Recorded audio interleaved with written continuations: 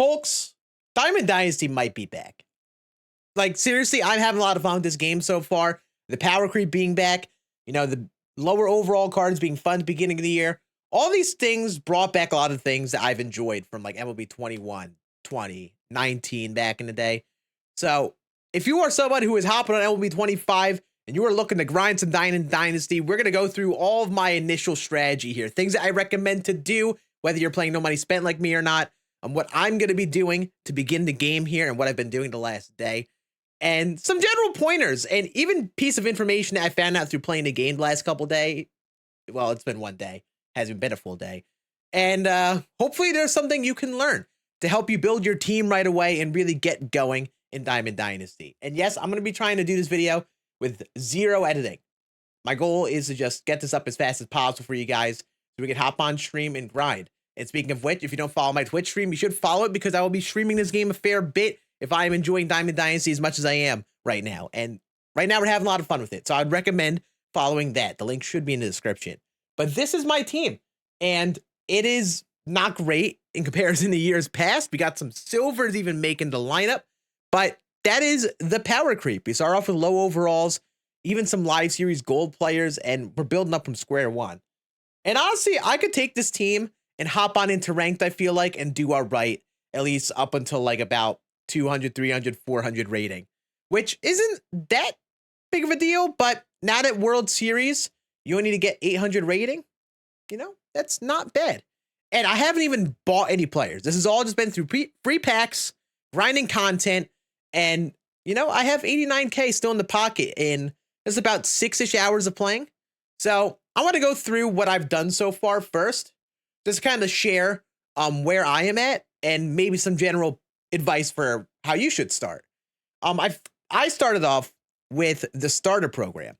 Safe place to start, get a bunch of golds, players that have some fun swings, even some players who have some diamonds who, just can have some fun lower overall cards that you could definitely have some success with early. All you need to do is bang out all the moments.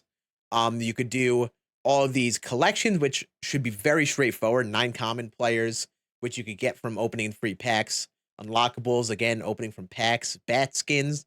If you pre-ordered a game and you get the pre-order bat skin, there's your bat skin right there. Exchanges, just exchanging a couple common players. And just some stat missions, which you literally get from just playing games. 5 innings pitched, 5 Ks. So basically, do all the moments, do the showdown, exchanging collection when you can, and then the stat missions, just get that from doing whatever you can after the fact. So you get most of the way through, and then finish it up by just playing whatever other mode, and you'll get Clements. Pretty straightforward, solid place to start. And then after this was when I really sat down and was trying to wonder what to do next, because I took a look at Team Affinity, and with these My Journey programs, there's some good cards in here, especially these 85 overall cards, like this Babe Ruth for the Yankees, which I do want to get. But you look at the time that it takes to get this done. From what I've seen from other people doing it, or just from general estimations, you're going to want to do the start here, which is just a quick moment, which gives you 5,000 stars and gets you the silver. Then you have these missions where just stat tallying stats with the Yankees, getting PXP with the cards that you get along the way, like that silver we just got. And then these on the rise missions where you get even more stats with the Yankee players. And if you complete a bunch of those, like I think these quick impact ones, the start here and the PXP for Pettit, that's going to give you a good chunk of the players up until Babe Ruth. And I feel like that's what you want to do, right? But that takes some time. And all that for just 185 did not seem appealing to me, even with the captain boosts that they get. So I decided not to do that. And I just started off by doing all of the moments. All of those start here moments, I just went back to the main menu, to moments, and then here into My Journey here, and did all these. Took about, an hour 15 minutes. Like, not super duper long. And you get a bunch of silvers. And if you're looking for a way to start off with your team, that right there is a good way to go. That starter program and all these silver cards. And even though some of them are silvers, there's some pretty good silvers, especially in some niche spots like the bullpen or some like bench bats in the lineup.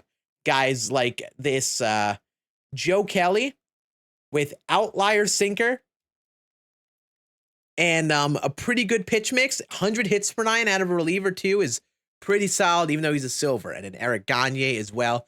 Are they going to be incredible? No, but they work, especially while you don't have many players. And then, I guess I should mention this, pre-order packs. I took Ted Williams, new bat. I like the contact that he brings to both sides. And yeah, he only has 47 power versus left, which is a concern, and pretty bad fielding. But I figured I would try him. But I'm kind of holding on to him and the other pre-order card, Billy Wagner, because they kind of have some utility right now, and I could use them maybe at the beginning here. But Billy Wagner is a diamond lefty. There's going to be value in that. And I could totally see a case when the full game comes out and people can't get these pre-order cards, that they start buying these cards and their prices go up. So I'm more so thinking for future stubs. But they have use on my team right now, so I may as well use them. And then standard packs, I opened some, got a couple diamonds. That's a whole other thing we're going to dive into. But basically, just open up your free packs as well, because you never know who you're going to pull. Always good to get those free diamonds, especially if you're looking to be no money spent and get your stubs. And then through just doing a bunch of those things, I got the cornerstone player, I got Bobby Abreu and the XP reward path. And I took a lot of time while grinding other stuff doing this program. It's for one player. Honestly, it's not the best card ever, but it's something. I think the safe pick, if you're looking for anything of value, take Ubaldo Jimenez, get yourself a diamond starter, lock that down right away. Ubaldo could probably be pretty fun. I don't think he's going to be incredible or anything, but probably worth going for as like a safe option in this XP reward path. And basically, I'm just looking to get these things done bit by bit over time. Try to just build up this XP. You can grind XP on its own up into 190,000 gameplay XP in a day, but like that's a lot of work that is really consolidating just to one thing, which is not worth it to me. So you might be asking, Scann, you're saying you're not doing this, you're not doing this. What the heck are you going to do to build your team now? I think these other programs, these themed programs, are the play. Basically, there are a bunch of moments that don't seem like they're going to be too bad, and then some individual stat missions with teams or PXP missions with the cards along the way that I think actually are going to be valuable. There are a fair quantity of solid cards in here, and they kind of start later on. Like Chase Dolinder, pretty solid diamond starter to kind of use in the beginning here. Max Clark, very defensive and speed heavy, but if he has a swing like he's had in the past, could be pretty fun. And then JJ Weatherholt, who is a pretty solid infielder. Those secondary positions are huge because there aren't as many secondary positions on cards nowadays. So having a player who can play all infield is great. So I definitely want him as well for the shortstop, along with, the free pack here. You get the free deluxe pipeline pack, and obviously no guarantees with anything here, but you at least get another gold out of this, and they're all at least 83 overall golds. So I'm going to be doing this, and same with this pipeline program over here. Walker Jenkins, I think, looks really good, and I think Jordan Lawler might not be bad, but I think the main one I'm going for is Jenkins, Dalton rushing because he's a catcher, and those are tough spots to fill. And again, another pack, which is always nice. So I'm going to be doing these things next, get a couple more players on the team. And basically, it's like doing all these small things bit by bit and filling in the holes one by one. And what I am not doing is buying any low diamonds for my team. I am avoiding doing that. This is where the no money spent strategy comes in. Again, you don't have to follow this. But in terms of general advice, if you're not looking to play online day one and push for World Series at the very, very beginning, the smart way to play is to save your stubs, not buy the expensive cards, because they're going to get cheaper. And what I mean by expensive cards, funny enough, these 88 plus guys, I think their prices aren't the most unreasonable. Yeah, they're expensive, but my recommendation if you're no money spent is to save up your stubs to try to get these guys first. These should be some of the first diamonds you actually buy. They're great players that make a big impact on your team right now. As time goes on and people are accruing more stubs, they should keep going up in value, making them even harder to get if you wait. And they are good cards for the live series collection, because that's my goal. I'm trying to get live series collections done. So if you save up the stubs, get some of these cards, mainly some of like the really good ones that could really help your team right now. Like Ohtani is a very good hitter. Aaron Judge, I think, looks great. And Bobby Witt doesn't look bad. I think it could be better. Very defensive and speed heavy. I would really be looking for those big two and maybe Mookie Betts. Mookie Betts actually seems pretty well rounded. And then when Inside Edge comes into play, like you see with Mookie, like they could be really solid cards. So basically, I'll be saving up my stubs for these guys. And then all these guys basically below 88 overall, I'm going to be entirely avoiding buying. These guys are typically more expensive right now, mainly these live series guys. And I think they're going to go down in price. Like right now, they're 87 overall. They're kind of right at that like meta point in the game anyway. So like, yes, you can pay 36K and get Tarek Skubal right now. But if he just hangs around 87 overall for like a month, for example, he's going to eventually get phased out of the meta and get cheaper because he's going to still be pulled more frequently as a lower diamond. People are kind of tired of those cards and they're going to get cheaper because people don't want to use them anymore and they're not collecting them. Right now, they're more expensive because they're more obtainable, instantly acquirable players you could add to your team.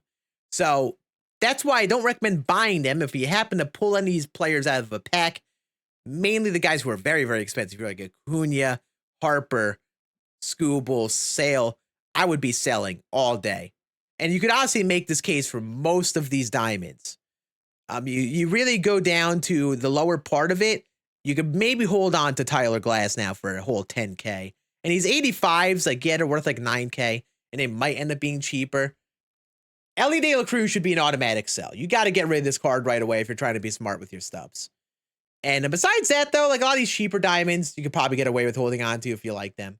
But basically what I'm trying to say here is these cards, a lot of these cards, especially the non-88 plus diamonds, are really expensive for what they're going to be bringing to your team. So I would not go out of my way to buy them unless you really like the player and you just want to have fun. You're trying to be smart, save stubs for the big boy diamonds before they get very expensive and then come back to the lower overall diamonds.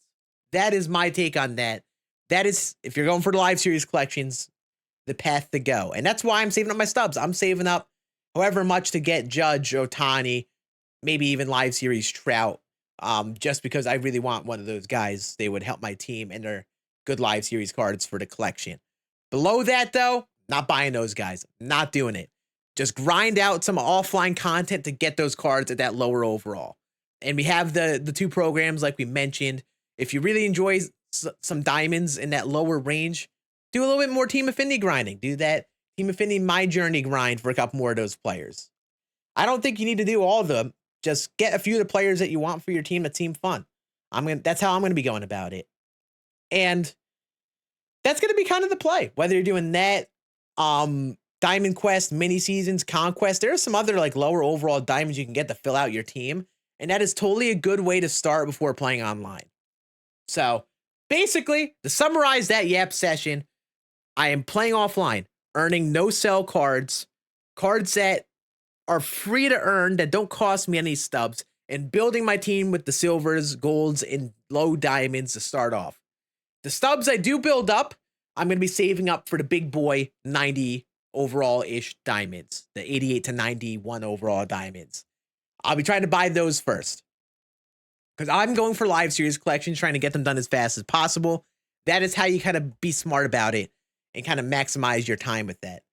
And then besides that, I am selling everything I can from online and now offline modes because there are some offline modes that can give you some stubs.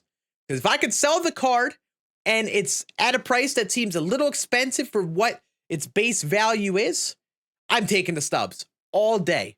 This is a game of the long game and being patient. You know, having a good team day 1, 2, 3, or 4 really doesn't matter the most. It's about 1 week, 2 weeks, 3 weeks down the road and how you build up your team over the long run. So my take is build up a solid enough team, maybe try to make World Series if you're skilled enough to do it, get into BR, go for some flawless runs, 10-win runs, try to get Lance Berkman or Goose Gossage because they will sell for a pretty big chunk of stubs. I know we don't have specific event rewards, but play the event to get the multiplayer program done. That I think is something that I even forgot about. Is there a way to check it? it's funny that I just thought of this. It just hit me that it was like, where the heck is this multiplayer program? Do you go into ranked and then, okay, it's in here. So you can see it within the modes. These cards are even sellable. I don't know if they'll be sellable by or worth selling by the time people get them.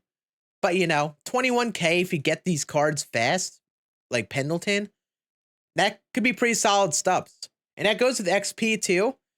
For the other cards that aren't just straight up online, it's not a bad idea to try to get them early, sell them while they're expensive, and then get them back later on. Because there's a lot of different content you can grind. You don't need to use this one set of cards to do well. So now, and this is, I think, is the big part of the video. We've been talking about the early game DD strategy. What I mentioned is basically what I've been doing every year from MLB 19, 20, 21. And it kind of changes how like easy based on the game and the initial content we get. And low key, even if you're someone who doesn't sweat online like me and wants a solid way to make some stubs, and you just want to make stubs not by flipping on the market, you just want to hop on, play the game, and do something, I think the play is going to be Diamond Quest. We have 2 different maps, 2 different types of players, and basically it's just like a board game. The concept is you take over the map, but it's a roguelike. So if you lose some of the stadium games here, then you lose the rewards that you got along the way.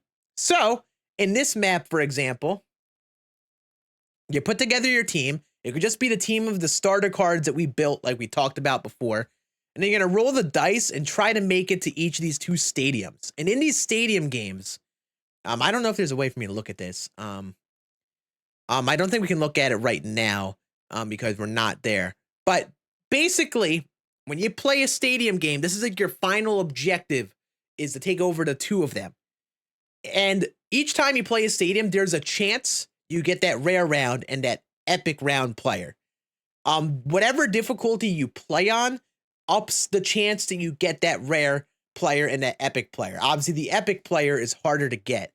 If you're someone who takes your time on these maps, takes over as many spaces as possible if we're playing these stadiums, that's going to lower those percentage odds and make them easier to get. And if you're someone who's a little more skilled at the game and doesn't want to play online all the time, you can play on Hall of Fame, Legend, and even GOAT difficulty like I did a couple times. And you can get yourself some basically guaranteed rewards. I played 1 run of this map last night, and it took maybe about 40 something minutes, less than an hour of time. And I didn't even know about taking over spaces to make it easier for myself.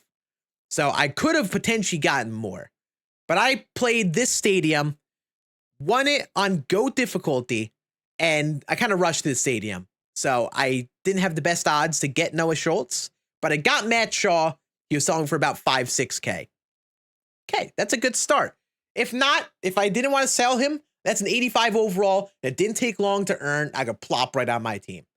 Then I went over to here, to the other stadium, played on GOAT difficulty again, but by the time I got there, since the odds were easier, I think it was 75% for me to win and then get Bazana.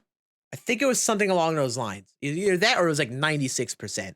So I played GOAT, I won, and I got Travis Bazana and Chase Burns. Chase Burns was going for like 5K, like Matt Shaw, and Bazana about 20K. And I believe they're all around similar prices as of right now. So if you're looking for some way to make some stubs, start getting those big diamonds like I'm trying to do, and you don't want to just grind online or rush to make World Series or try to go flawless, this seems like a pretty solid way to get some stubs in your pocket. I'm not sure how long it'll last, but if there's anything, Bazana at least is within the meta. 87 overall is like that top part of the cards that people are going to be looking for in this beginning part of the game. So I feel like it is really smart. While these cards are pretty meta, go through, play Diamond Quest, do a bunch of runs. You don't even need to do it on GOAT like I did. Just play run after run after run, play on like Hall of Fame, All-Star, Legend difficulty. And if you are struggling, you can even just go through the route of just using your sweatiest God Squad. But you could even be smart like I was doing. I was playing with the silver team. All the different team affinity stuff, using these silver cards to get their stats done. And also got the Bobby Abreu program thing done by using this. Yes, you get stats for doing the individual 3-inning games in the Diamond Quest. So it is great. You get sellable rewards there, and you can do them over and over again. In terms of the other modes, I don't think every Team Affinity, or not Team Affinity, every mini season award is sellable. I really don't think they are. Also, mini seasons is very inefficient. It is not really a fast thing to do. You got to play like 20 plus 3-inning games. Yeah, you can't even sell the CC Sabathia. I think you do get some smaller packs along the way, which is nice. So it might be worth running through once, even for this pipeline premiere pack. But I would not be going through and grinding this over and over again, like Diamond Quest, like I mentioned. And that probably goes with Conquest too. I think a lot of these cards in this USA map are not sellable. It would make sense if they weren't, because it's just kind of how it goes. And a lot of them are lower overall golds. I don't even think you get a diamond for completing the whole map. You just get the 5 show packs. So like, I feel like this is maybe worth doing at the start if you like playing offline and you want to fill out your team with some more golds. But personally, I'm probably avoiding the USA Conquest map. And this Cactus map has a good amount of games to it from the looks of it. Ooh, yeah, it's a lot of teams. And what do you get out of it? This isn't bad. This deluxe choice pack might not be bad, but I would be doing those things at the end. I would be doing Diamond Quest while it's valuable. Try to get those cards over and over again. And send them off for some stubs if you want some stubs in your pocket. That's what I'm going to probably be doing for a little bit longer until I get a couple more cards to fill out my team. And I think on Sunday or Monday, I'm going to start playing ranked because I want to get World Series within like the first like weekish or so of the game. Because I do want to get those cards while they're expensive. Get a big chunk of stubs in my pocket because I don't need them right away. Whew. I can't believe we've gotten this done in one take. So I want to wrap this up. One final cliff notes. Especially if you're no money spent, final do's and don'ts for the beginning of the game, because they get asked a lot of different things on what advice people want or things that, you know, I see people commonly do. 1, if you're playing no money spent, going for live series collections, playing that long game like I'm trying to do, don't buy packs. Never buy the packs, even if the odds seem tempting. Always save those stubs and buy live series players. It's not fun in the sense that you miss out on some beginning game cards, but there are at least opportunities to get some of these cards in a another route. And since they're at the top end of the meta right now is 87 overalls, they'll gradually go down, but still be usable as we get 88, 89, 90 overalls for a bit. They'll still be within that range, and then by that point should be cheaper since they're falling out of the meta. So if there's a player you really like in here, and you don't use them the first week or two, don't let that FOMO get to you, and just be patient, play the long game. That is the way to go, in my opinion, because cards are always a premium when they are the best of the best cards to go for. But MLB The Show, you really don't need the best of the best cards to succeed. There's only an amount of card, like a certain overall you need to kind of have a viable enough team in most cases. But even if you're not even playing at a top level part of the game, it just comes down to swings and players that you like. Also, especially for those expensive cards, just be patient and put out sell nows. That is the way to go. I know sometimes you get greedy, especially, you know, late night, you're maybe chilling or not as many people on. You want to just get the stubs in your pocket. Just get the extra stubs. Take your time and do sell orders, and don't just rush and sell now players, especially the expensive guys. Like Ohtani has a 40K stub difference between the two. Just be patient and play the long game, even if you got to check in on those orders. On the note of live series players as well, I want to really emphasize this. Do not buy the 85 to 87 overall diamonds unless they're one of the super cheap ones, which might not even be worth it. If you're going to do anything and buy any type of player, buy that player that is already ridiculously cheap. Example, Paul Scann, pretty neat live series. Yes, there's going to be inside edge. He's got outlier. He can go up in overall. But guess what? The Tanner Houck headliner card, not a bad pitcher. He's got sinker, cutter, sweeper, splitter, and it's going to be a viable pitcher right now. And he is So much cheaper. He is a tenth of the price of Paul Scann. If you're going to buy anything, look for players like that. And even like keep an eye out on the other pipeline guys. Like I mentioned, Travis Bazana. Right now he's going for about 20-ish K, if I remember correctly. And I think that's going to get cheaper over time. So you'll be able to snag him. And I've heard a lot of good about cards like him off the rip. I would not force yourself to get the live series guy. Don't worry, your opportunity will come. You will have that chance. Where is Bazani? Yeah, he's still going for 20K. So that's my third thing to not do, especially if you're grinding collections. And just to explain the final part of it, don't go out of your way for this collection first, in my opinion. Even if you are playing money spent or whatever, you don't get much value in getting these done right away. And it's smart to go for the live series collection first because you get a bunch of these series just from doing that. Side note, definitely recommend doing all of those moments for the silver cards and Team Affinity as well, because these give you a bunch of these cards in these different lower overall series as well. So do those moments, but also focus on live series collections first. Even if you get this first Legend and Flashback collection a little bit later, it's a smart way to play.